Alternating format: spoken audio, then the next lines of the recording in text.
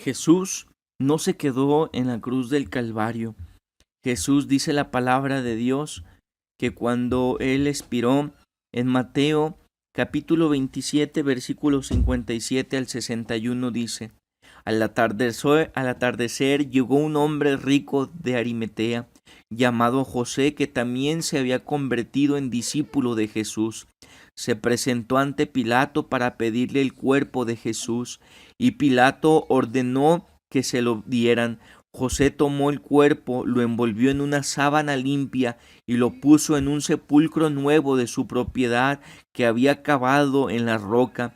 Luego hizo rodar una piedra grande a la entrada del sepulcro y se fue. Allí estaban sentadas frente al sepulcro María Magdalena y la otra María.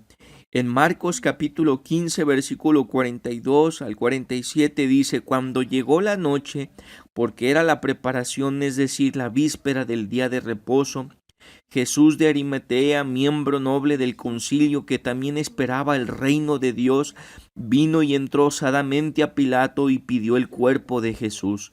Pilato se sorprendió de que ya hubiese muerto, y haciendo venir al centurión le preguntó si ya estaba muerto. Informado por el centurión, dio el cuerpo a José, el cual compró una sábana y quitándolo lo envolvió en la sábana y lo puso en un sepulcro que estaba cavado en una peña, e hizo rodar una piedra a la entrada del sepulcro, y María Magdalena y María, madre de José, miraban dónde le ponían. También dice en el Evangelio según San Juan, capítulo 19, versículo 38 al 42, también da testimonio que Jesús es sepultado. En el versículo 38 dice: después de todo esto, José de Arimatea, que era discípulo de Jesús, pero secretamente, por miedo de los judíos, rogó a Pilato que le permitiese llevarse el cuerpo de Jesús, y Pilato se lo concedió. Entonces vino y se llevó el cuerpo de Jesús.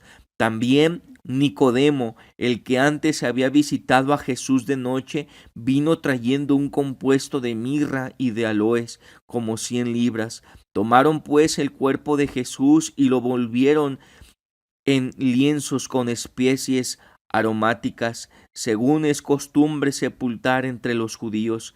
Y en el lugar donde había sido crucificado había un huerto, y en el huerto un sepulcro nuevo, en el cual aún no había sido puesto ninguno. Allí pues, por causa de la preparación de la Pascua de los judíos, y porque aquel sepulcro estaba cerca, pusieron a Jesús. Vemos en estos pasajes que Jesús es sepultado, que Jesús es llevado a un lugar como parte de la tradición judía. Lo vemos en el sentido de que tomaron el cuerpo de Jesús, lo volvieron en lienzos con especias aromáticas, porque era la costumbre entre judíos. Ahora, ¿qué podemos ver aquí? Que Dios le había dado recursos a tanto a Nicodemo como a José de Arimatea. Es decir, ellos dispusieron, José, él tenía a disposición un nuevo lugar. ¿Y qué hizo? Bueno, entregó ese recurso que tenía a Jesús para su sepultura, para el reino de Dios. Dios te ha dado a ti recursos, Dios te ha dado a ti cosas, y esas hay que ponerlas al servicio de Dios. Eso hay que ponerlo al servicio de Cristo Jesús, de su iglesia, de su reino.